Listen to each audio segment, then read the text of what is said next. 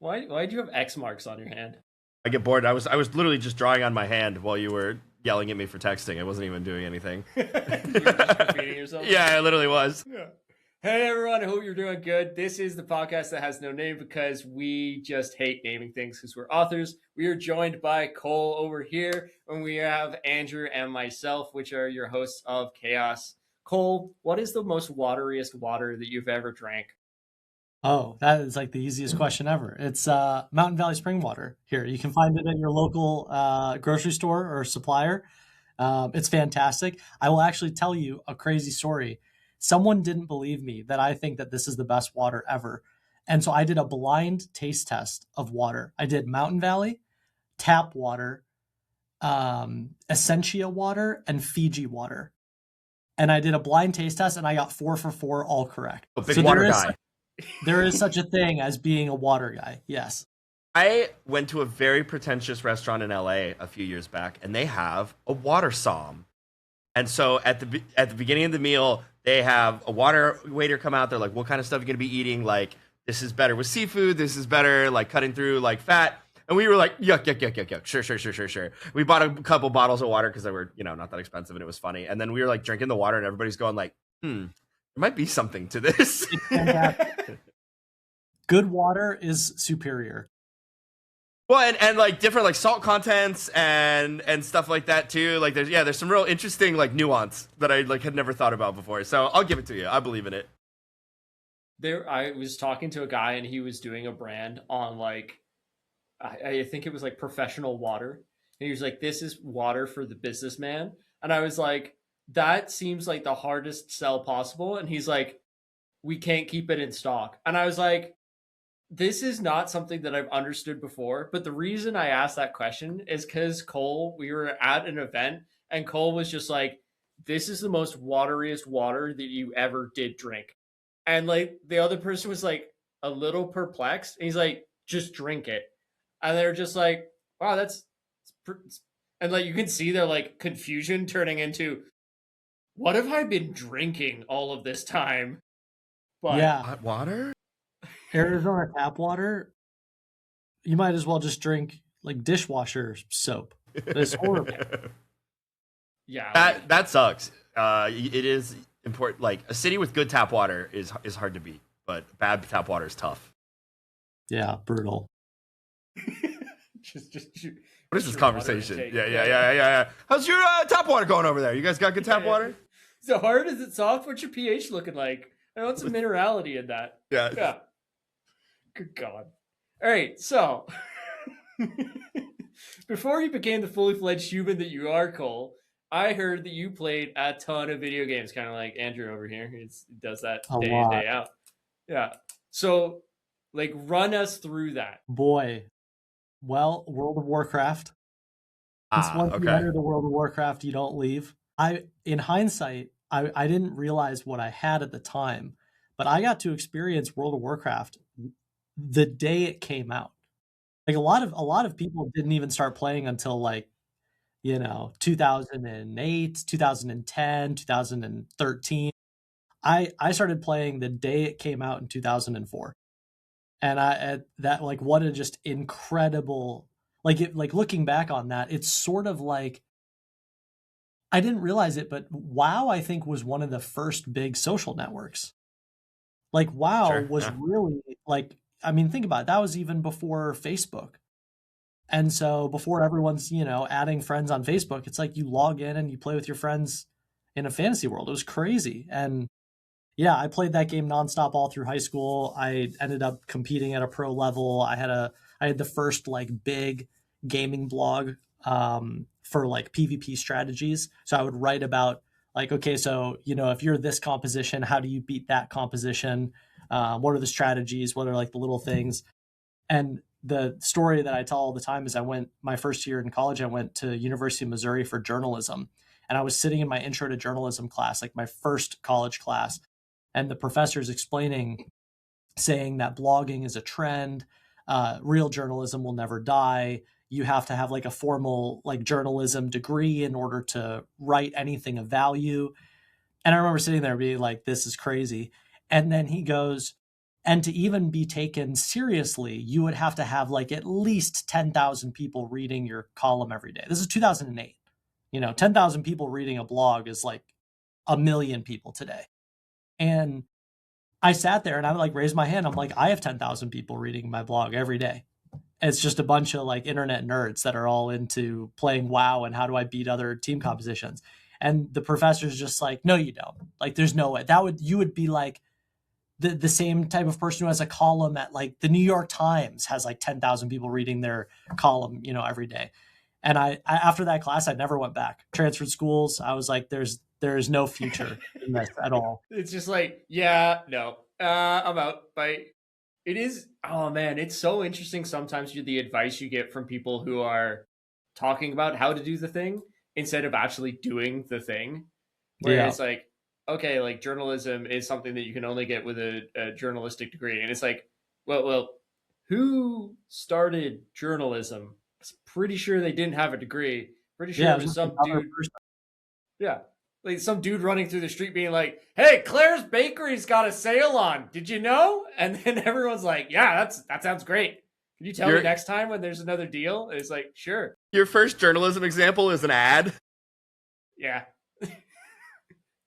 Segue to our sponsor. At least Chatfield didn't go to journalism school either. Yeah, no kidding. No. He's like, yeah, back when they were inventing journalism, and then just reads an ad. You know what? I wonder how much actual like content that's created right now is around ads, because I think it would be astronomical the amount of content around ads. Yeah, much of it. I mean, even the content that isn't. In some ways, the answer is all of it, right? Like, like as a YouTuber, I may not have a direct sponsor for a video, but the payoff for me having a video that performs well on YouTube is that more ads get played, right? Like the best practices of making a YouTube video is satisfying YouTube so that they serve up your video and show more ads. So, like in that regard, all of it. Actually, I have a on that topic. I have a question for both of you. I'd love to get your perspective on how do you think about. I was having the same conversation. I asked Seth Ring the same question when I was in Charlotte for his mastermind. Nice. How do you guys think about creating content as a fiction author? This is okay. Like, what is the purpose of creating content as a fiction author? Like in terms of the social media content that I create, not like the fiction that I'm making, right? But separate from books, like YouTube, short form. What I have been trying to do, and Seth and I have talked about this at length, is I try to tear down the wall between the author being like an invisible thing and being something that they know somebody about. So my content is me messing around with other authors. Like I have a bunch of rivalries with other authors where we just kind of like poke fun at each other. It's occasionally writing advice or reading advice or recommending something that I like that fits in with like what I think my readers would like. And then some of it is just pure like marketing, right? Like trying to do a funny joke that is also like, hey, and if you like this, you'll like my book, or you'll like something like along those lines. But it's like trying to be a mix. So I'm not just always selling something, but so that they get to know me a little bit and care about me and not just the book. Yeah. I think it's like kind of like the reason that we started this is so that people would understand kind of who we are behind it's just a name on a cover, right? And I think that I've been talking about this with a few people. I was like, I think the brand is when you stop going from, oh, I read like Amarillia as a series, and it's I read Michael Chatfield. It's when you go from it's a singular item to actually they know kind of who you are. You kind of bring them in a little bit. Like when you do that content, it's, hey, I'm doing these recommendations because these are things that I really enjoy and I want to share them with you. Like we write these books because we write something that we're really excited about and we want to share with others, right? So if you can give that in a condensed form in other places, in other ways, that can be a ton of fun. Like I think of most of my like content is just like, hey, here's a really cool thing that we got to do, or here's me like razzing on a buddy who's also an author and you should go check out their books, or it's, hey, here's a bunch of recommendations about books that I really enjoyed and I hope you do too.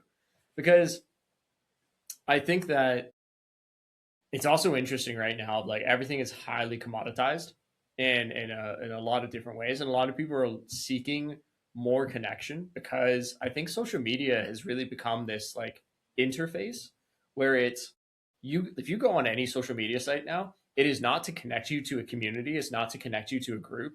It is to serve you content that will, yeah, just to stay on the platform. Like we've all done it where you're like, oh, I'm just gonna go check out this video for 10 minutes. And then like 3 hours later, you're like, I should do some words. That's a whole thing that is Oh, I have a necessary. job. Yeah, like this is rough. But yeah, like Okay, I do so want hmm? finish your thought. I have a follow up. Finish your thought. I do wonder though if content's going to change in the way of look at Royal Road. Like Royal Road has it where you've got this freemium model, and you can go on to. I have this on YouTube, keeps on coming up, where it's like this is a cool idea, and then they've got like some either they've gone through a Chinese book or they've gone and just made an AI kind of outline of a series, and it's an audio dictated something of like a somewhat interesting idea which keeps you going through, and then it's like a 20-minute long video and there's a series of like 5 of them, and I'm like, oh, so they're using that of the longer that they keep you on it and keep you interested, the more that they're going to make off of that. But they can make 100 different copies of that in 3-4 weeks and then create that as a revenue model. If other people were to take that and then to add in ads, add in quality, that's a new possibility of stuff into the future, especially as everything's kind of just crazy expensive. So follow up. What's your take on I don't want to say like which would you rather have, or maybe the question is more which do you think is more effective and why? In publishing, I see two completely different models.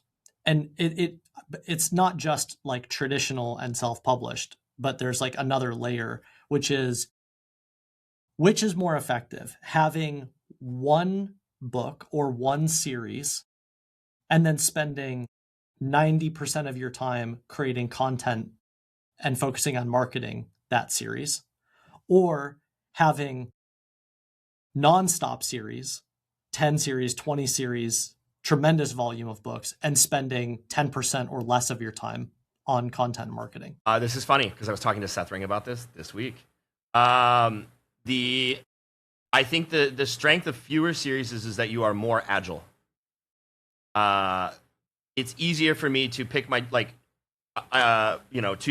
to push my series and like get the most out of them because I only have two. So it's not that hard for me to like do a lot for them and put them places. As you get more series, I think that you have to pick champions. And so instead of trying to market all of them, you pick the ones that you think are going to be the most successful at bringing in new readers, and then you funnel them to the other series that you have. But your like marketing efforts, I would pick one or two as you're like, these are the ones to come in. And I think Sanderson's a great example of that, right? Because it's still Mistborn. Like to this day, they're like, you should start with Mistborn, you should start with Mistborn, or Trust of the Emerald Sea. He like wrote a standalone, but they're all interconnected and he can suck you in. But that's like, they even like push that in their marketing of like, start with Mistborn. That's a great place to like get introduced. And that's, 10, 12 books ago for him. But it's kind of that same idea, I think. That's a good way of putting it. Yeah. I think it's also like follow what the readers are saying, right? If the readers are like, man, this is where I started and then I went and read everything else, that's like a good position. I think what authors do, it's advertising is not the strongest suit of authors, which is why I think so many people go the traditional like publish route, which has its ups, its pros and its cons, as everything does.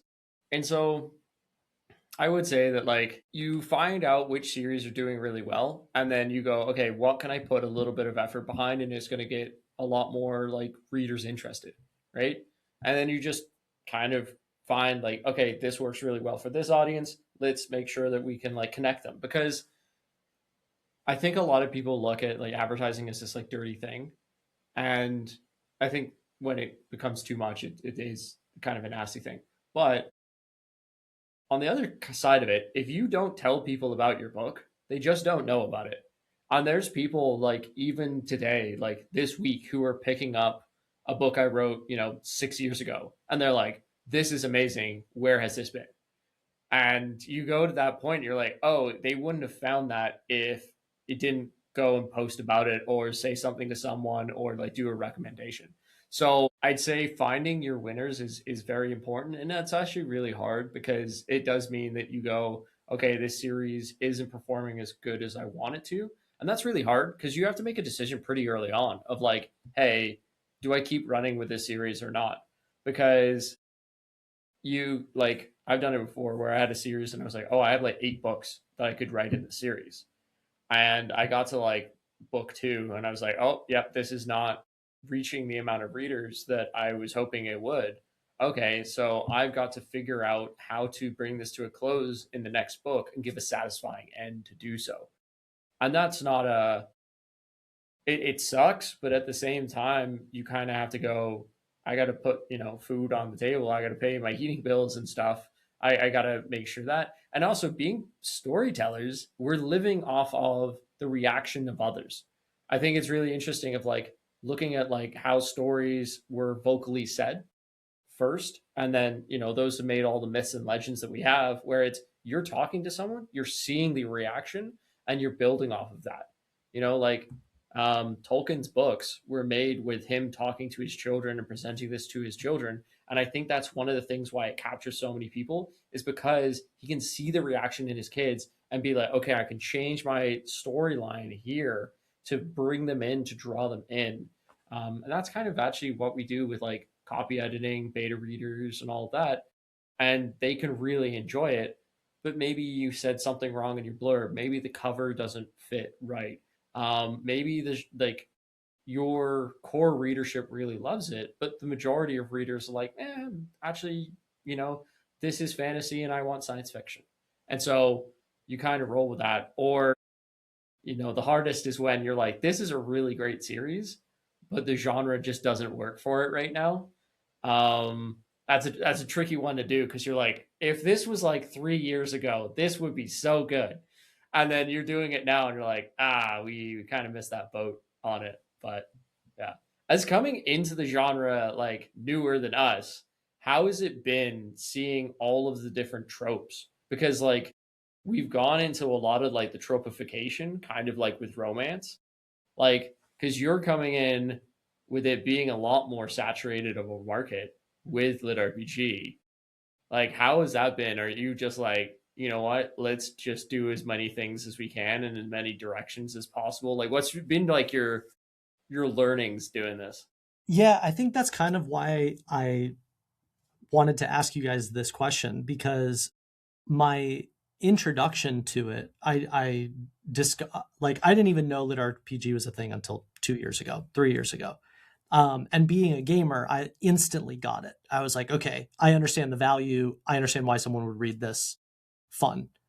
Also, unfair advantage. Like, there's a lot of gamerisms that you only understand if you've ever spent 10,000 hours inside of an MMORPG. You know what I mean? So, like, I also saw an opportunity of, okay, I have an information advantage here. Whereas, like, to say the opposite extreme, I do not have an information advantage to write romance.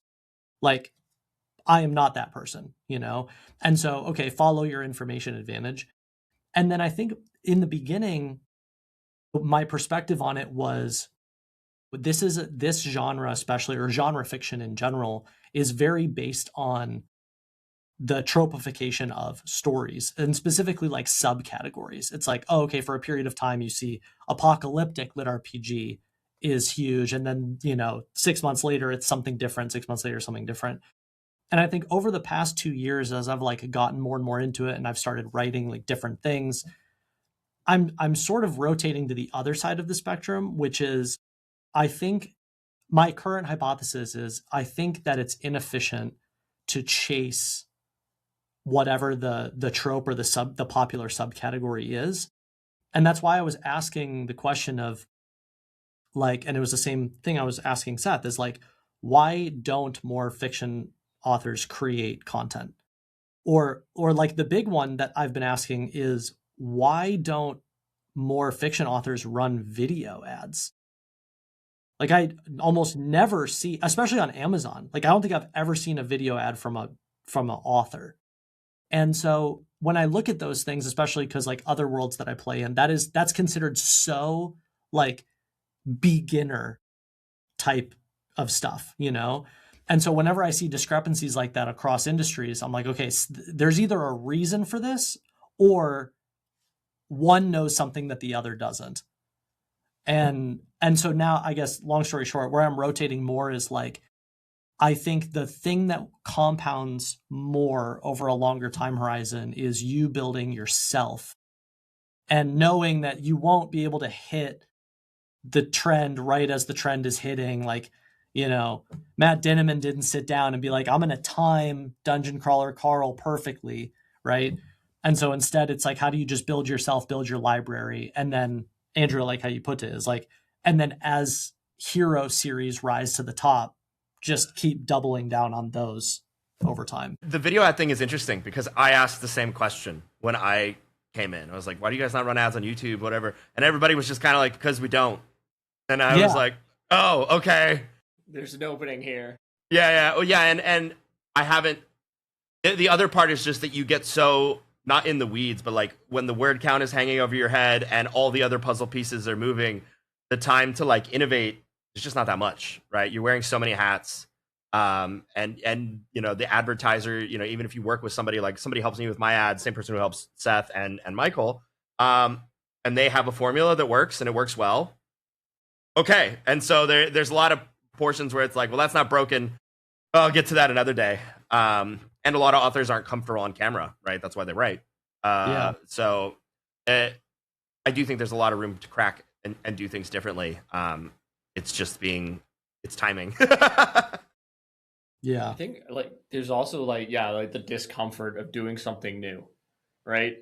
I am a terrible example of this because like my team were like, hey, you should go do video recordings for like, I don't know, probably a year and a half. And I was like, okay, so I got to go film this content. And then one of my team members was like, remember a year and a half ago where like getting you to film something was like a pain in the butt? And like today you're going to go like film like 10 things. I'm like, yeah, I learned I could do that.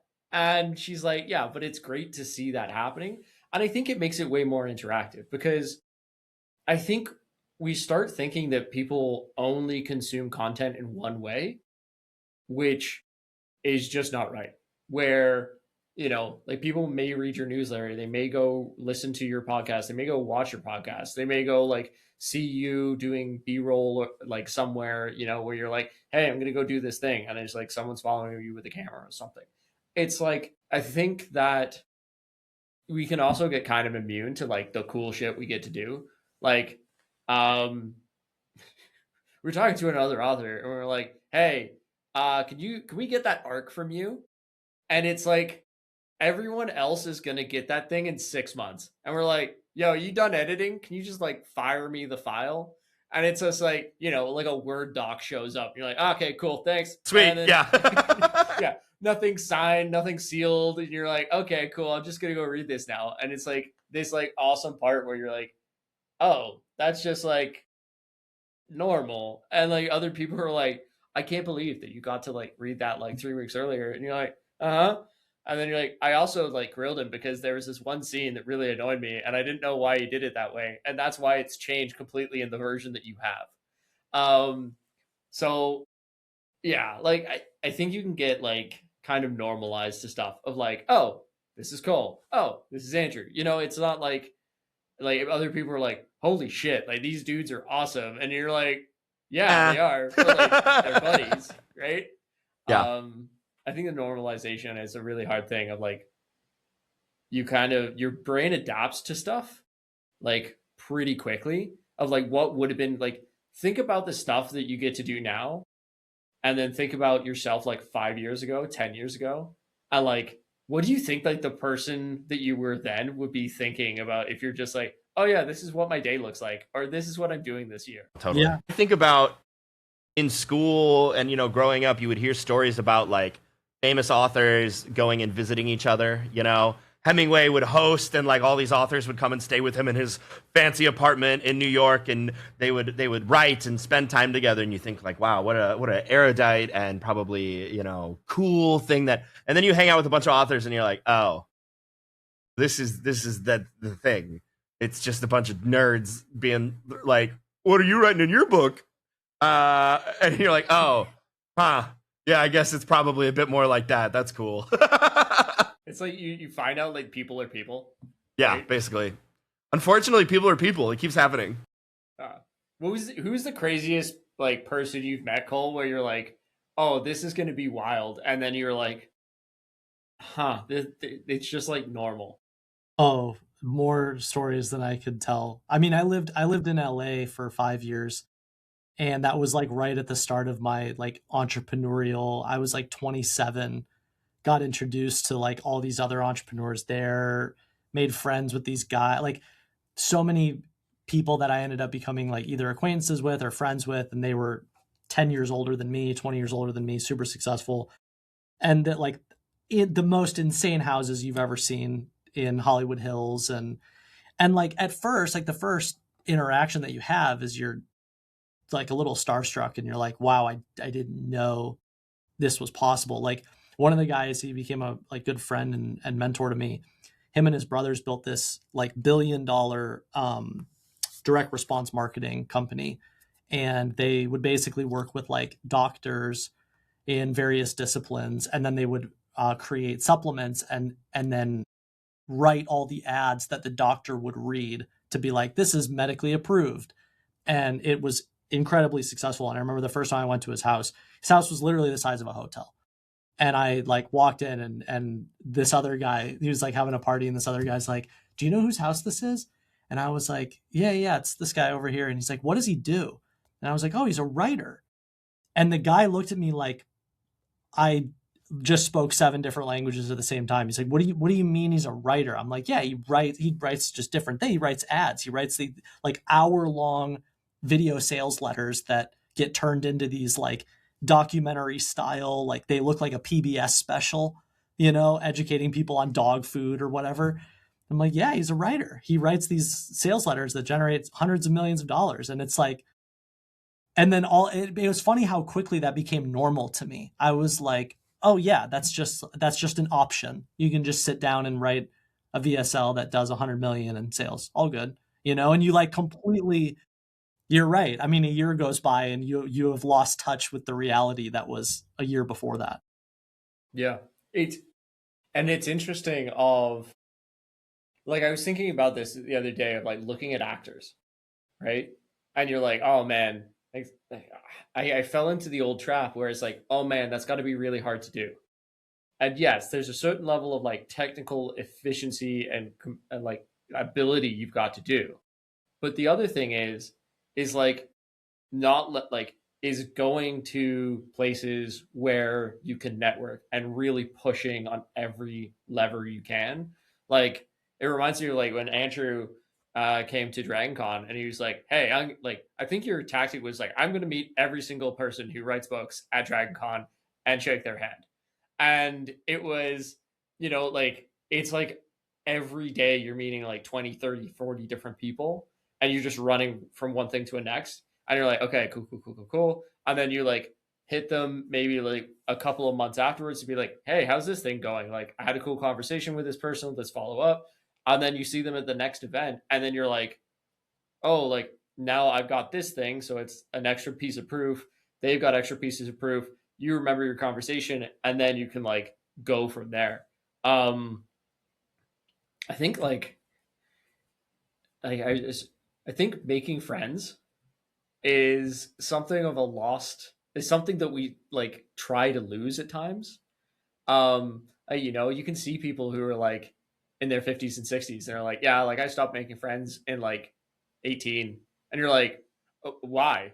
Like there's so many more interesting people to know than just the people you knew in high school. like go make some more friends. And it's like a skill that you have to like go and work on. I think that's so funny that you clocked that that's what I was doing. Wow. We had all had to do it at one time or another. Yeah. But it was very much like I showed up and was like, I'm writing books now. Somebody in here's got to be interesting. I'm going to meet everyone and see what happens. And that is exactly what happened. And then my, YouTube and everything else, my success through it, whatever, I can track it back to friendships that I made who showed me the way to do things that like worked, right? Like I can literally be like, oh wow, I met this guy, he offered me a job and he taught me everything he knew. And that's how I learned how to do this. And then that meant, introduced me to this, like every tier up of like, then I was able to do it full time. And then I was able to do like, build a team and like whatever. All of that comes through friends that I made. And same with books, really. I met folks like Seth and Michael and they both were like, what are you doing? That's wrong. Don't do it like that. Do it like this. And I was like, oh, yeah, that makes sense. Okay, cool. And now I'm a couple years in and books are doing all right. And that's because I've been fortunate enough to just learn from people I befriended. They had no choice. Yeah. So two quick things. One is, and I imagine on some level this is probably the intention of doing things like this podcast. I think one of the most underrated ways to improve is to become friends with other people doing the thing that you are trying to do for the sole purpose. Like I get this out of masterminds too. I've spent a ton of money on joining different masterminds and just like being in the room. And I think what you're really buying with something like that, or what you're getting in like making friends with similar interests, is you are desensitizing yourself to how difficult it actually is. Like if you're in a room and everybody else is writing books and everyone else is making great money doing it, all of a sudden you sit there and you're like, well, if all these people can do it, there's kind of no reason why I can't do it too, And so I feel like that, yeah. Anyways, the second thing I wanted to ask was, Andrew, do you mind sharing some of those things that you did that Chatfield said, don't do that and do this instead? Yeah, I mean, I'd have to think. The number one thing, the number one thing was don't do that was write urban fantasy. Right? My debut series was urban fantasy, and I hadn't been trying to time the market, but I started writing it when urban fantasy was much more popular, and then by the time I finished, urban fantasy was not popular anymore. And so I debuted in urban fantasy, and I had a cover that was really not to market. I did like this real abstract. I have one. Hey. The OG. Here. I did. This is what it looked like. It was like, sort of esoteric, like idea rather than anything in particular. And so, do you have the new version? I do. I just want you to walk more. This one's within reach, so this is what it looks like now. And so, a bunch of the first mistakes were things like I was in a genre that wasn't popular, and especially wasn't popular for indie. So I was fighting an uphill battle, and they were all like, "You should come write lit RPG or progression. Like that's where you can really break out and make a name for yourself as an indie author." And then the second one was a bunch of them were like, "You need to change your cover. Like it's not." Indie's hard, or urban fantasy is going to be hard, and it's going to be impossible with the cover that you have. So I went back through, got a new cover made, recovered it, rebuilt that was the only one out, but then did the rest of the series in that style afterward. And then dunked on us with your new cover. Yeah, and then the progression fantasy that I just released, that cover was pretty good. So that we learned some lessons. But those were definitely some of the big ones. It was just and then like marketing and understanding like release strategy. Like I wasn't ready to rapid release. I was writing fast for trad, but I was writing at a trad pace. Not understanding the like economics of needing more books in a series to really get like that momentum going and get people excited about it. Just how readers behave, how valuable things like Kindle Unlimited are, that kind of stuff. Okay, so all the stuff that Chatfield you've told me. Yeah, they're not secrets really, right? It's just like how the game is played. But it's when you're coming in, you don't know, you're figuring stuff out as you go. And I was doing things based off my YouTube instincts, which are like not wrong, but they're different, right? They're like cousin a YouTube video is you come up with an idea, you film a video, you edit it, you get a thumbnail, you figure out how to title it and market it, right? And a book is you write the book, you edit it, you get a cover made, and then you figure out how to title it and market it. They're very similar and yet very different, and have different behaviors attached to them. So I just had to learn some of the differences as it went. It's also interesting because because you've done a lot of like emails, like Cole, you're like a lot of like emails and Substacks and all that for like giving information and teaching people how to do things. And now it's like kind of like you've come to play the kind of play area, but it's also hard because you're like, oh, I'm like playing with words, but also like it's all just getting across information to other people in a way that keeps them engaged and keeps them going through it. Like, how's that transition been for you of like going from like, okay, more like like condensed information into story? Like, has it been harder because you've had to like expand out like the amount of like words you use, because then you have to build the world around it, like it's different parameters? From a skill set perspective, no, like not challenging just because I have proficiency and like the writing is fine. It's more, I think, like focus and attention. Like I am so used to, like with info products, for example, I've built a bunch of different info products, and like I can build a whole info product in 2 weeks if I wanted to.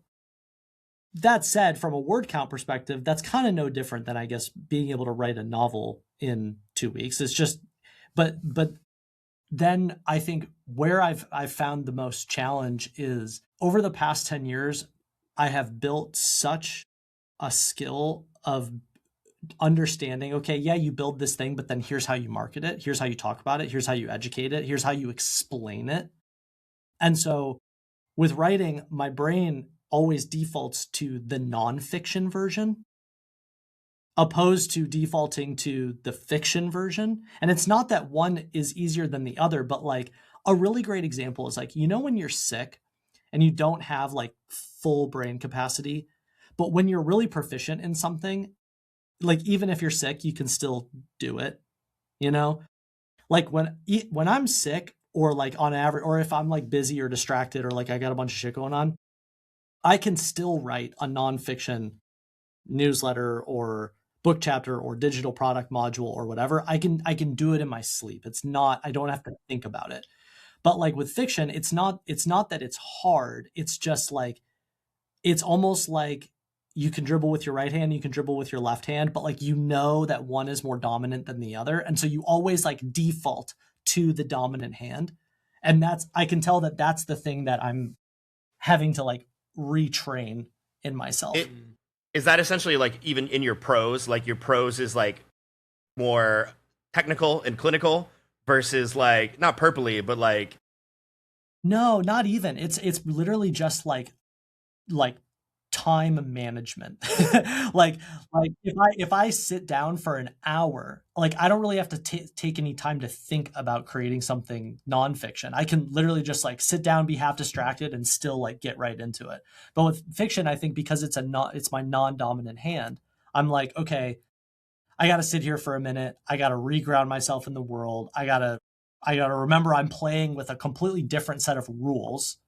The same mechanisms I rely on all day long, like I'm building a different set of mechanisms. And so it takes a little longer to get into it. I can't do it for quite as long, like 2 hours of fiction feels the same to me as like 6 hours of nonfiction. Mm. Do you know what I mean? Because yeah, totally. There's just like a proficiency difference. And yeah, it is interesting of like, I always give this advice to people who like go into this like from part-time to full-time, and they're like, oh man, I'm gonna go into this from part-time to full-time and I'm gonna get so much more done. And I'm like, no, you're not. I'm sorry, like it's I'm not trying to be mean, but just think that you're gonna do the same amount, but you're just going to have more time to do other stuff in life. Or do more projects and then just absolutely grind. But it is, there's like a weird cap of like, I think it's like for most people it's between 2 to 4 hours of like writing per day in fiction. but then you can go and do other stuff.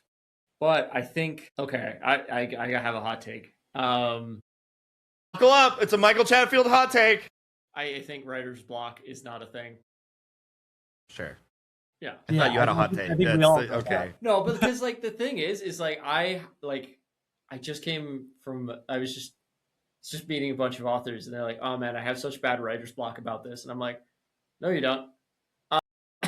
But like I didn't quite go for their throat that hard. I was like, what do you mean? And it's more like decision paralysis most of the time, or like I want like there's this want to feel constantly engaged by the matter, and it's simply a fact of sometimes it's just not like as fun or as sexy as it seems to be. Like, everyone thinks that like the writing life is like Californication, and it's really not. It's really not. Yeah, it's more like sitting in front of a computer and just doing that, and Mumbling like, to yourself. yeah, or making gestures. Like, Yeah. do you guys gesture when you're? I do that all. That's so funny you say that. Literally, like last weekend, I was writing this scene and I was trying to articulate a certain facial gesture, like a very specific facial, and I found myself sitting here being like, how does that feel? Like, what's actually happening? Is the eyebrow going up? Is the nose like, yeah, all the time. Oh yeah, I have started speaking. I like I'm not narrating, but I am speaking what I write. Yeah, and so the tonal inflection. Yeah, and so it's just like if you were to come upon me writing, it's like me hunched over a keyboard, mumbling like under my breath as I'm like typing out a like, and then he goes down the stairs angry, and you're like, are you okay? The answer's like, no, get out of my room. Yeah, like leave me alone. Like, don't look at me. I fight scenes, always with fight scenes. Like, I'll be like there and I'm like trying to figure out how they're going to move in the fight that they're going for. And then I nearly punched my buddy in the face because he was like right next to me, and I was like so into it. I was like doing this, and then he like bends over, and I was like, oh yeah, no, that's your face, okay. And he's like, why are you just punching randomly around you? I'm like, because he's trying to like cross check, and then he's gonna get stabbed here, and then I'm trying to figure out what it's gonna perforate in his ribs there, and like if he's gonna wince into it, what that's gonna do, and then is he actually going to hit the other guy? What's he have in his hand? And I was like, oh yeah, like this is a bit weird. I can attest to writing in Starbucks when you're doing any of this is not a great look for you, because I was trying to do like a tone, like, because sometimes you're just trying to figure out the word that best explains like the tone or the expression that they're having. Um, and I was just saying the same sentence over and over again in different like tilts of like, how do I explain this? And I'm like, and then when you're like in like writing world, and then the real world comes back into focus because someone's staring at you, and you're like, ah, shit, ah, ah. Like, I'm gonna leave this Starbucks and never come back ever again. Bye. Yeah, it's great being here. But to your point about writer's block, I think maybe it's not that it's not real; it's that the solution is unfortunately just right. Mm-hmm. Right. Like it's accepting that when you're in a writer's block moment, it's going to be slow. You might write something that sucks that you need to fix later, but like there is no fix other than just don't let it derail you. And the harder you let it derail you, the longer it will take to like dig through it. But you just have to carve through that like rough patch, and then it'll click, and you'll be back on the train.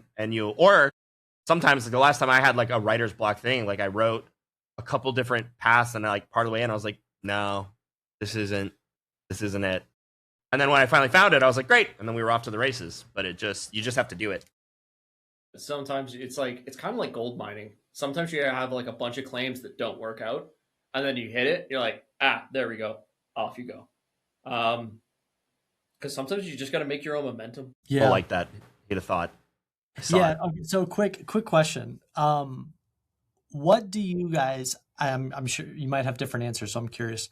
What do you feel like was the most impactful decision that you made that changed the trajectory of how much you could write or the volume quality of writing you could produce?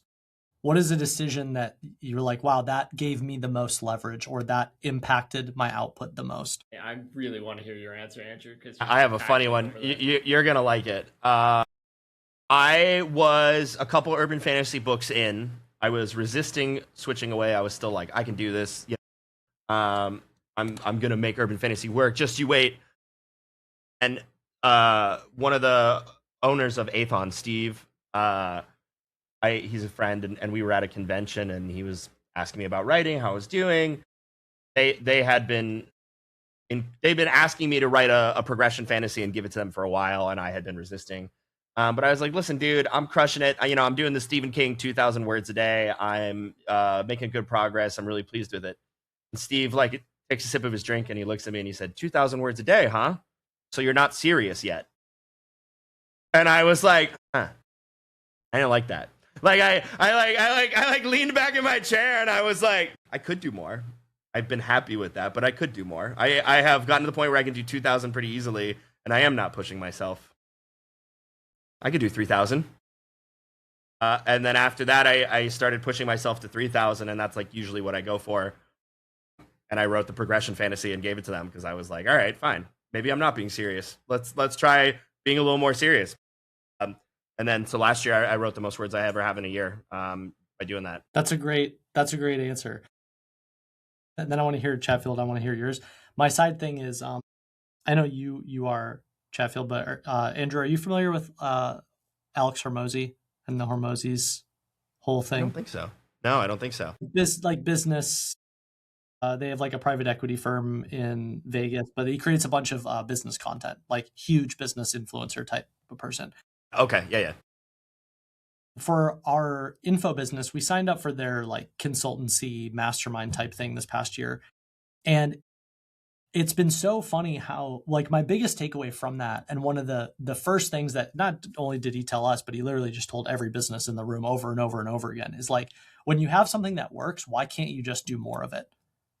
And what's so funny about that question is it is literally the most obvious question, and yet for some reason it's like never the one that anyone asks themselves.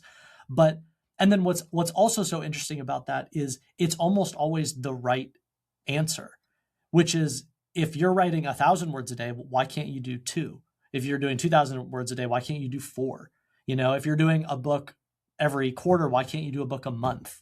Like, that is all, and that stays the right answer for such a long time.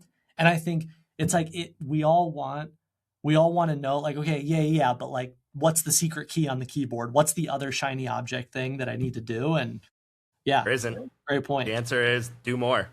Yeah. It's like I kind of go back to how did fantasy actually kind of work, and how did like essentially mainstream books work? Because what happened in trad was you make a bunch of books, right? And you make a bunch of trilogies, and then one hits. And when one hits, what you do is you extend the trilogy to 5 books. And then if it's still doing good by book 3, then you extend. Basically, they're like, do you want to write books? I'll write this check if you want to write books. And that's how it continued. So it was running on that idea of, once a series hits, just keep writing that series till it's done. Um, and like, done. Um, but we like, I think it's interesting of like, when you're starting and you're looking at, okay, this is going to be a 3-book series. I go, okay, this can be a 3-book series. I can do what I want to do in a 3-book series. But also, if the readers like it enough, I can expand this to be more. Like, I can go to a 5, I can go to a 10. And so, like, I don't like going beyond that. Like, most of them around 5 to 10 books, because I find that you start getting to a point where, like, the tension between being in this place that you are right now and writing the next series starts building more and more and more. And if you don't release that, then the thing that you're working on starts to suffer more because you're just distracted from it. You're like, "Oh, this thing's not good enough." And if you're like, you can't find the shiny thing in the series you're in, then you're not giving the best work sometimes. But again, sometimes it's also you just need to keep writing to find out, oh no, there this was still good. I just needed to go through a bit more dirt to find that gold again. So yeah, I think there's a lot of people who are like, Was Yeah, that you your like lost the plot on that question. what for like how you increase your word count? How do you like basically push it further? or just like what's been the highest leverage decision that you've made for your own writing?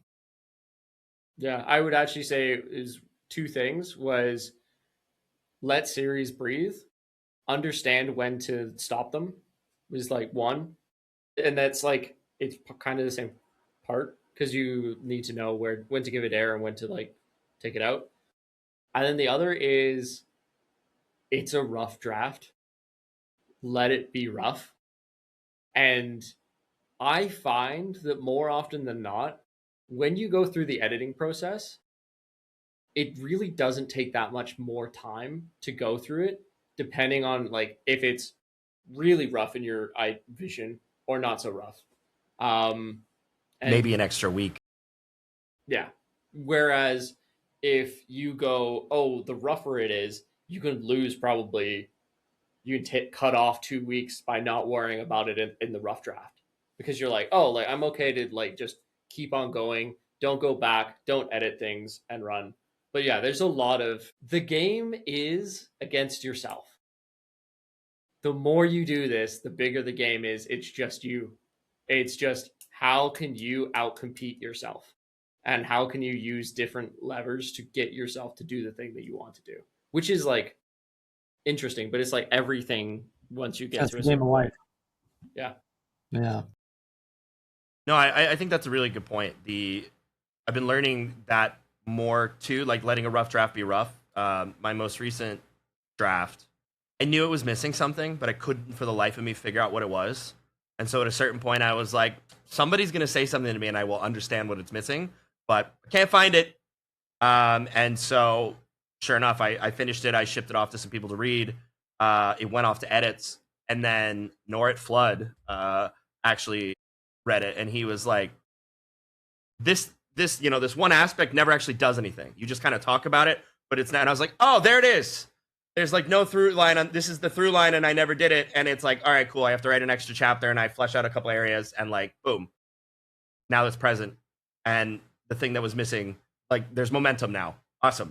But just somebody else had to look at it, and I could have sat there forever and not have seen it. I just had an editor go through a book and then she was just like, hey, I think you know this already, but you know that like a couple of chapters are just out of place. And I was like, oh yeah. And then I went through it and I was like, oh no, I didn't know that.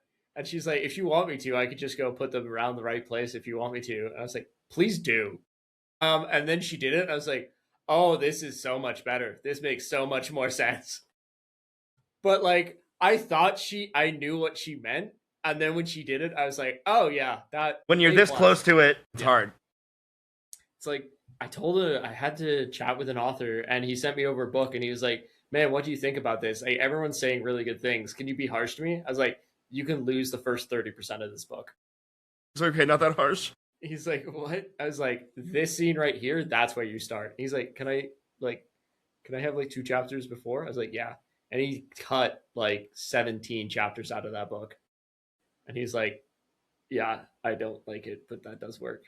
Now it's like 100,000 instead of 150,000. I was like, yeah, it sucks though because like sometimes it's just finding words. Yep. Right? You got to write 20,000 words to find 10,000 words sometimes. Brother, let's just not talk about 10 realms. Was that your experience? I wrote 3 books and deleted them to start again. Yeah, that hurt. That was like 8 months of work to do that. And I have since found out that is unfortunately kind of my process of like, I will write a series for like a book or two and then be like, no, that's not where it's supposed to start. And then start all over again and like maybe take like 10 or 20% from the rest of the book that was already written and be like, there we go. And it's just pain and suffering because it's like, yeah, that was a lot of time, but it's so much better.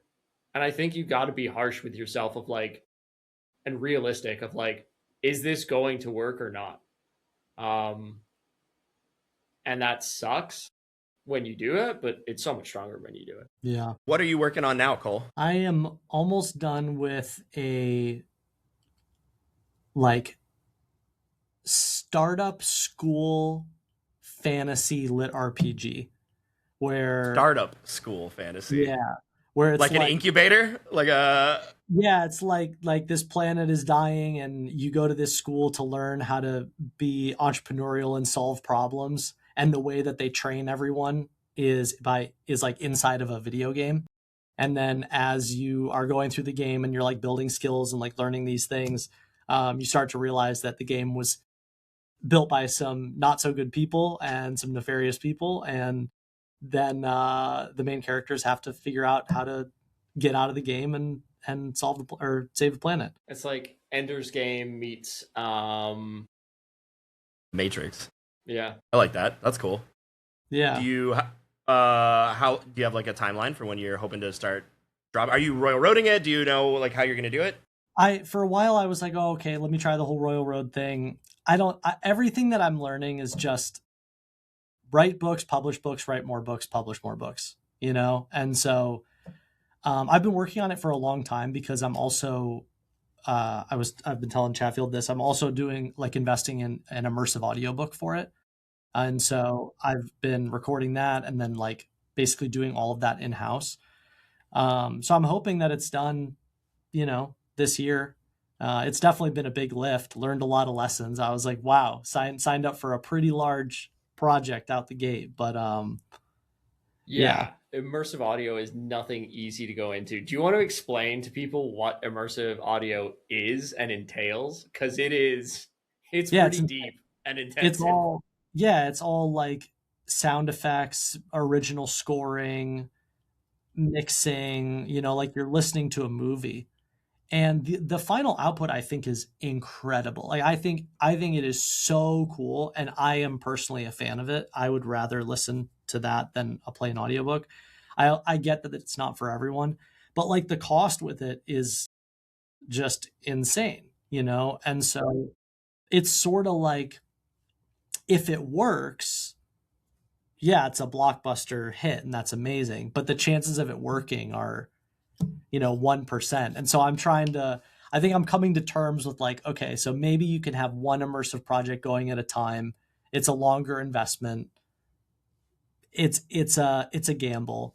But in the meantime, it's like I've been asking myself that question of what are the highest leverage things I can do to produce more stories? Because the goal would be look for the winning stories and turn those into immersive versus investing in immersive for something that's unproven. Yeah. Maybe start with a normal audiobook and then drop the like fancier Right. version later, like, which is becoming very popular now. Yeah. It's also audio has exploded. I was talking to people and they were like, hey, I sell 4 times more audiobooks than I do ebooks now. And I was like, Mhm. what? Um, like we saw that over COVID and after COVID of the explosion, especially in Audible, um, which is just it's really cool, but it does mean it changes the genres quite a bit because then you have to be like, hey, I need to make this for audio first. Like Mhm. when you're doing your stories because you love immersive so much, are you switching anything where you're like, okay, for this scene, I really Yeah. like, are you thinking about that in like a post in the during? Yeah. Yeah, actually massively, because when you're writing for audio, it, you there are things that don't translate as well versus on the page. Like one is um too much explanation versus descriptive showing. Explanation or like brain dumps of explanation can work on paper, but in audio, it very quickly becomes like I'm listening to this person at a dinner party tell me something that I wish they would have stopped talking about 3 minutes ago, you know? And so I find writing for audio, I find myself, which is cool. I actually think that it ends up making for better writing. Because, like, going back to what you said, all storytelling started with the verbal telling of it. It didn't start by writing it on the page. So I think a lot of like lazy writing mechanisms happen because people don't read their work out loud. And you don't realize like that is very long-winded, or that description is not visual enough. Whereas when you're writing for audio, now that I've gone through this process in drafts, I find myself, as I'm describing things, picking words that I can easily associate like sound effects to. Like I can imagine, like, okay, if I describe this person this way, or they walk in the room this way, or they open a door that's made of this material, what is that going to sound like in the audio? You Yeah, yeah, know? yeah. And so then that informs different vocabulary, or different descriptions in Interesting. text, you know? Yeah. 'Cause you have to do basically like full Foley for it, right? Yeah. Where like you're yeah, yeah, yeah. That's fascinating. Because it also creates a lot of mini breaks, like even in the text of like someone walks in the room and you're giving the noise even in the text of them walking in the room. It breaks what the scene was before into the next scene, but in a just a slight way, right? Instead Hmm. of being a full scene break. I wonder, like, I wonder if dictated books come out better in audio. So, okay, fascinating topic, because the whole thing I was talking about with Seth is he's, his whole system is he just one take Timmy Lil Wayne's this shit where he just Yeah. like, Yep. Yep. and I'll be honest, I don't understand how that works. My brain, I don't know. I So don't under none of us do. None of us okay, do. I was gonna ask you guys, like, have you tried this? Because I do think that, first of all, first principles, I think everything is a skill. And if you took the time to practice it, I think you could build it as a skill. Mm-hmm. But that is actually a really fascinating point, which is if you write it verbally, then I think you're inherently going to make decisions based off of how it sounds coming out of your mouth versus like how it reads on a page. So I actually think that that would create for a better product. The thing that I don't understand is, like, when you guys are writing, how often do it's like you write, you have paragraph and then into the next paragraph, into the next paragraph, and then you're like, wait a second, how did I describe that above? And then you like go back, you're like, what did I write 3 paragraphs ago? Or what did I write a chapter ago? Like, I'm always like looking at the surrounding pieces, and it's like you're knitting a quilt. If you're speaking it, I don't know how you hold all that information in your head at once, you know? I agree. I don't write paragraphs linearly. Like sometimes I write a paragraph and I am like, "Oh, actually that's the back half of this paragraph." And I don't make my way down the page like beginning to end. I kind of skip back and forth and fill things in, and I'm like, "Oh, I said this, but like that kind of comes out of nowhere. It needs a segue. It needs something." And I can't imagine, my brain cannot process how to just like speak a page. Yeah. Or like you go through and like a new layer of information gets you and you're like, actually I need to go back 2-3 pages, go put this thing in there and do this. Actually, a sneaky trick I have, and I use, is comments. Comments is a superpower of like, as I'm going, I'm like, hey, there's this thing that I need to go put in the last bit, and I'll just make a new comment and be like, this triggered this thought, blah blah blah, and this section, this keyword I think is associated with it. Go talk about this thing, and I just dump it there and then keep going, Hmm. because I find if I go back and inference in, it slows me down. But yeah, the I think that dictation is a really interesting change that we're having, because dictation, like you had like Dragon Speak, I think it was, and that was okay. But now with different AI softwares, it makes it so much cleaner as you go through that you can one shot the damn thing and it's like, oh, this reads so clean. But yeah, like there is something about, like, I think like it's a space of thought And I'm reminded of this like statistic, which is we can think about 700 to 1,000 words a minute, I think it was. And then we can type about 70 to 100 words per minute. And we can talk at a speed of about 70 to 100 words per 5 minutes, something of that speed. No, it's faster than that. But you go through these layers of thinking, speaking, actually doing. And I wonder if because we're typing, because it's slower than the speed of our thought, we can think about other things at the same time. And so with dictation, because there's less of a gap between thought and speaking times, then it's like you don't get as much processing time. Or is it because we're kind of being lazy? Because we're like, hey, I'm not actually going to speed up how fast I'm thinking about these things. Like, is there a more capacity that you could build in there to think about more stuff? I don't know. Again, it's all a game against yourself. So I kind of play with these thoughts of like, okay, is there a limitation that you have placed upon yourself that you don't even know is a limitation you put upon yourself? Yeah, that's a good thought. I mean, I do a very similar thing to you. I have just like a to-do list app that I just, for every book, has like a category, and it's just a billion to-dos that I like go through and check off. So if it's something where I'm like, I'm not going to go back and fix that right now. Sometimes I'm like, it'll inform what I'm doing right now, so it's actually helpful for me if I go and like color that part in, because then it'll like know more about what I'm doing right now. Like sometimes I discover that I skipped something because I get there and I'm answering a question I haven't asked yet, and I'm like, okay, I should go ask the question. But that is like a thing. It's like a stray thought that occurs while I'm typing. It'll be a like insidious, like, wait a minute, we missed something. And then I'll stop and go back and whatever. And I don't think I would do that if I was talking. Yeah, it's a tricky one for sure. But I'm curious as to what's going to happen next, because as we've seen, it goes text, then it goes audio, and then it becomes video. And with the explosion of AI stuff, it is how fast does that go? Does that You're gonna shift? Neuralink a book. You're just like, Take my words. Yeah.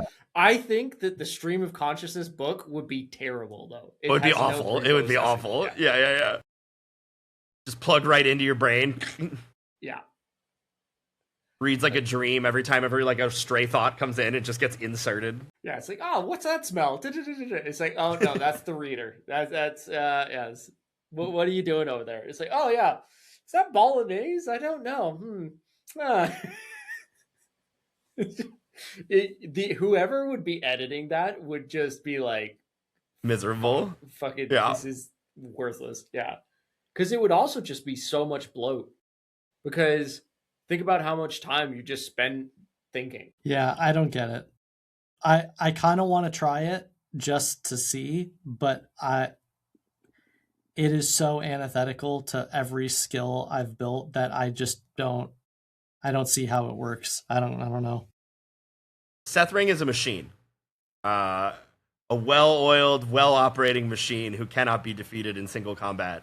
But I cannot do what he does. Like, that's just cannot. I want to try it on this new book because, like, I'm wondering if I started off with dictation to see how it goes, and then I know that probably by chapter 4 I'm gonna be like, yeah, no, please stop. Is this going to be the one that you also first-person present? No, God, no. Yeah, that's way too much to do in a book. Like, also, just try everything new. Just throw everything out. I told you the story about like how I did that after a series, and I was like, oh yeah, like here's 12 pieces of writing advice I want to incorporate right away, and it was the worst thing ever. And it was the realization of, hey, you can write books and they're good. Stop trying to take everything from everyone else and do it all at the same time. Just take like 1 to 3 things and just do that. That's so much easier. And it's just, if you do that every single book and you're doing, a bunch of books a year, you just keep going. Like, yeah, I have this thought where and tell me if you're like, oh, that's absolutely horrible. I disagree with that completely. Where you could write more books, but as long as you're learning something in each book, where you start off where it's like, oh yeah, this is not a great book. By the time you finish, you're like pretty decent. Whereas someone who's just done a few books and like they're like, oh yeah, like I'm still about the same skill level because I've only done 4 books in the in between. Whereas you're like, oh, I've done like 8 books, so it's like more of a parabola. Is it? That's at least my thinking. I feel like the biggest change in my writing is between book 1 and book 2. Mm-hmm. I actually think like the more reps you get in, just like working out, like you plateau, right? Like I think your earliest reps have like the biggest change on Yeah. you. I don't know. Does that ring true, Cole? Yeah, yeah, I think so. I mean, at the end of the day, it's like anything else. Volume wins, and the more you do it, you're going to get better than the person who doesn't do it as much, you know? And so, yeah, it's funny because I feel like it doesn't really matter what the type of writing is. I feel this every day, no matter what I do. Like every day, I think, oh, that's the best newsletter I've ever written. Oh, that's the best product I've ever built. Oh, that's the best YouTube script I've ever scripted. And then 3 months goes by and I look back at that and I'm like, well, that was horrible, you know? And I feel like that I've been feeling that for 10 years, you know? And so I actually don't think it ever goes away. I think it's just the game is do it as much as humanly possible and trust that the more you do it, you are getting better. It's like watching your hair grow though. Like you can't see it in front of you, but yeah. Your beard hair. Your beard hair. There you go. There you go. I was like, in front of me? I haven't seen a wisp since 05. I'm still waiting. But no, it is. I think it's hard because it's so slow, right? Like it's pretty boring at times. Like you're just like, all right. It's like someone's like, "What did you do today?" And you're like, "Wrote words." And they're like, "What are you gonna do tomorrow?" Write some more words. Yep. It's like it seems really, really boring, but it's really the boring stuff that empowers everything. Yep. Yep. Patience wins. Yeah, That's and right. then just do it again and again. Because so Cole, because so what? How many books do you have out now? Because we were talking. You had your autobiography, and then you had the deck builder. Mm-hmm. Mm-hmm. I Which have a go ahead. which I will say, like, Givler, you probably enjoy this. The formatting inside that book is like when I got it the first time, I was like, oh, this looks really nice. And then I read it and I was like, oh, this is actually really nice. Like of all of the formatting that whoever the poor person is that did this, of like every screen is like so nicely done, and there's different screens. And Oh my God. I'm like, whoever did this, I like hat off to you. But like, oh, that is having seen the work that goes into that, it makes it beautiful, but it's such work. Yeah. Yeah. Yeah. Well, yeah, I work with a great formatter. I've been working with her for years. But yeah, I have a memoir about gaming as a teenager. I have the deck builder called the Monster Deck. I have like 10 nonfiction books all about like different types of writing. And then I'll have the new startup lit RPG out in like a month or two. And then I was experimenting with like standalone short stories on Amazon. So I did a whole like series of short stories called Gamer Dad, about a dad who loses his job in the pandemic and then finds out his son is making a little bit of money streaming, and so he like gets into streaming as a gamer dad. And yeah, Too anyway. real. Yeah. Were you doing that through like the Kindle novella thing, or were you just No, putting it them was, up as short stories? yeah, it was just like 30,000 word short stories on KDP. But I think my learning with that is like just different type of reader. Like that's not what this type of reader is looking for. This reader wants 150,000 words with 8 books in a series, and you got to give that to them. I think Andrew got this a lot when he started because and you just reminded me of this, Cole. There was a series of books which was like Minecraft families, Oh and yeah. it was about Andrew, do you want to explain what the genre is about? Because you've probably been pitched it like, I don't know, a shitload My of my times. yeah, my understanding is that essentially it was like a family got isekai'd into Minecraft and had to learn to survive, but like we're really in the game. Yeah. And yeah, and it did like really really well. I understand, and I think like it even had like Minecraft's blessing. Like they like got like a whole partnership. But yeah, I did get pitched it a bunch of times, and I met the people who wrote it. They were really really nice. But yeah, people were always like, "Why don't you do that?" And I was like, "I don't think it'll work twice." But it was very interesting because kids don't read Kindle, right? Like when I published my first book, I really thought that having a million subscribers was going to be like an unfair advantage. I was going to come in, shove my way up the rankings, and walk off into the sunset. And what happened is they all bought paperbacks. Mm. Um, and so instead of competing with all the ebooks, they buy like a single, a single ebook. Instead of competing with the ebooks, I was competing with like Hatchet, and like the Dresden Files paperbacks, and just getting crushed. And I was like, oh, none of you have Kindles, and they were like, yeah, what are those? Weird. And I was like, I can't imagine that there's that much room for like those would have to sell uh physicals to like keep up. Like the short stories have to be like handheld. I don't know that Kindle users love them.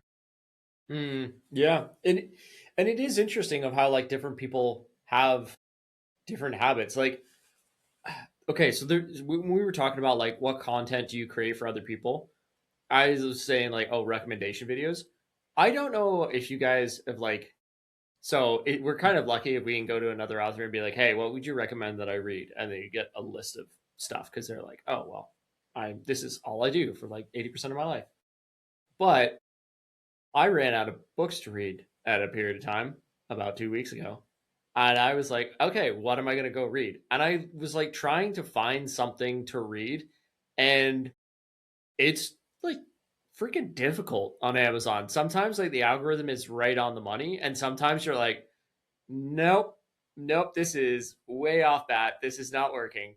And you have to kind of like wade through it. And so actually, like, this is, and I just understood so much of like why book talk really hits so hard for people is hey, this person went and read the book, gave a crap, and was like, hey, you should go check this out. This is why you should check it out.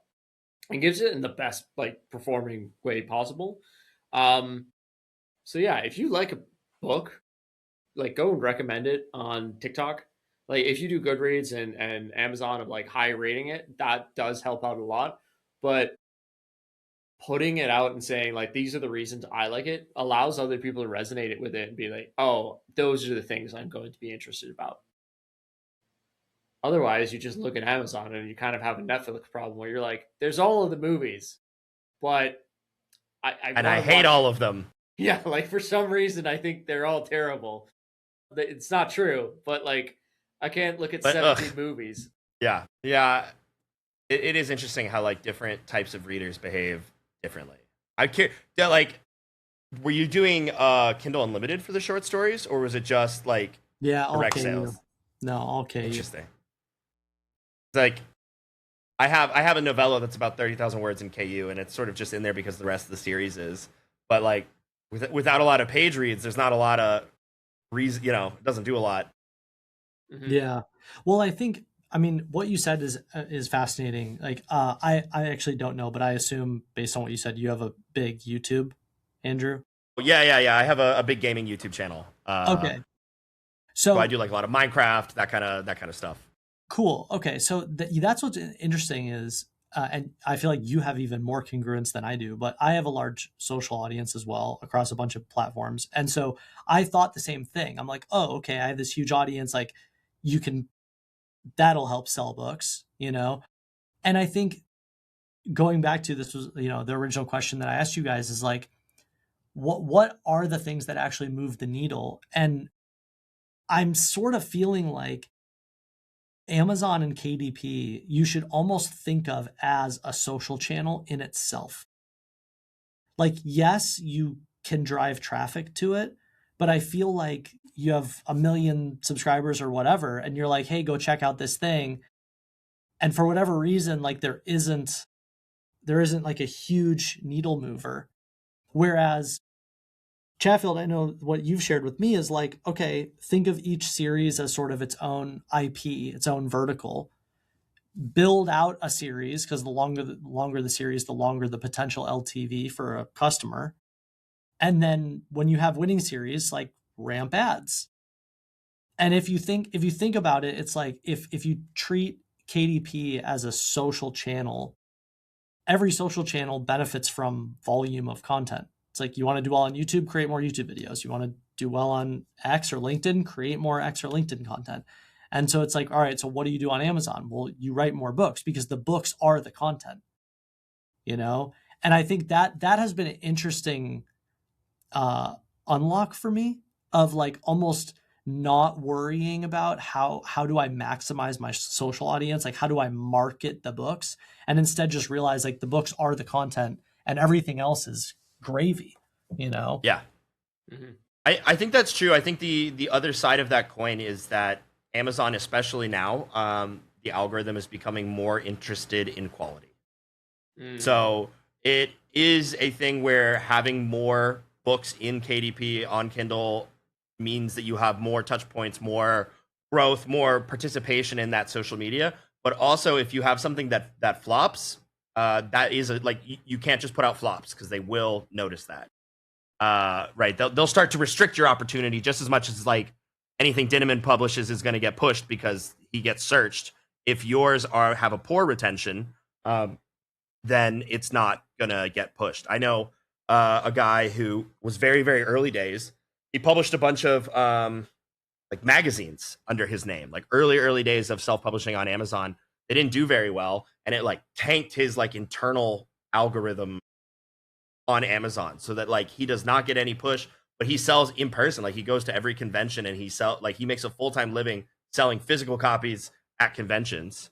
So he moves tons of books. But like on Amazon still has this impression of like, oh, you put up like 100 magazines that didn't sell like back in the day. So no, we don't want that. Mm-hmm. And so you do have to like not miss while you're also putting out as much as possible. I think consistency is a big thing. Like I know authors that have just been consistent and reliable and putting out stuff. And like as a reader, I really appreciate it. And it's kind of like antithesis because we always think of like, how do I make this better? How do I like push? And sometimes it's like, okay, I need to stop. You know, we talk about the high leverage things like book 1 to book 2 is like, that was a big change. But it actually, as we go, it's very small things. And we have to be okay with just very small changes as we go. So it doesn't look like this. It just is like, okay, it's just a steady growth of like, your ability as an author. But yeah, like that reliability and that steadfastness, tricky freaking words. This is why we pay narrators. Like when you have that, it actually is the best thing because people know what to expect from you. And then also like we are in a big way, it's like figuring out the algorithms. Like it's interesting of Royal Road is like I was asked, hey, do you want to launch on Royal Road? And I was like, honestly, it's so much work. It's like doing Amazon 1.5 because Amazon is pretty straightforward. Royal Road is a whole heck of a lot more that you've got to do to have a success or give it a really good shot. Like, and it's just, you know, I think it may also be because we're gamers that we're like trying to break the system always. So we're like, hey, how does your algorithm work? Let's go figure that out. And then you go and figure it out, and you're like, all right, I'm gonna go and maximize this to make it work. And then they're like, no, stop, please stop doing that. Please, okay, we're just gonna put in a big change. And you're like, that's really big pain in the butt. I wish they didn't change that. Okay, let's go learn how the system works.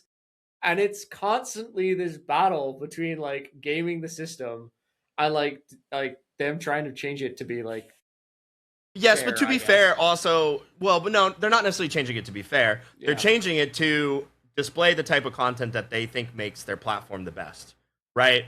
Most of the social media platforms care about retention. They don't want you leaving. They want content that keeps people on their platform and doesn't send them somewhere else. Amazon wants things that sell and then that sell again, right? So like if they're looking at 2 different book series, is the one that sells book 2 more consistently, they're going to like over the 2 of them, all things being equal, that kind of thing, because that's better for them. So yes, we have to learn what they want, but the algorithm is also how they tell us what they're looking for on their platform, right? So it is a conversation. It's not just like, tee hee hee, we're breaking the system. They're like, this is now what our priority is. We care more about, right? Like the previous Amazon algorithms, one of the reasons India has done so well is that speed was the thing they appreciated. If your series was spiking every 6 months because you were dropping a book, they're like, that's awesome. Like they read that as returning readers, very, very, very good. With the newer one, they seem to be caring a little bit more about holding. How well does it do on its own? Is this something that people are talking about and coming back for and looking for? Is it bringing people to the website?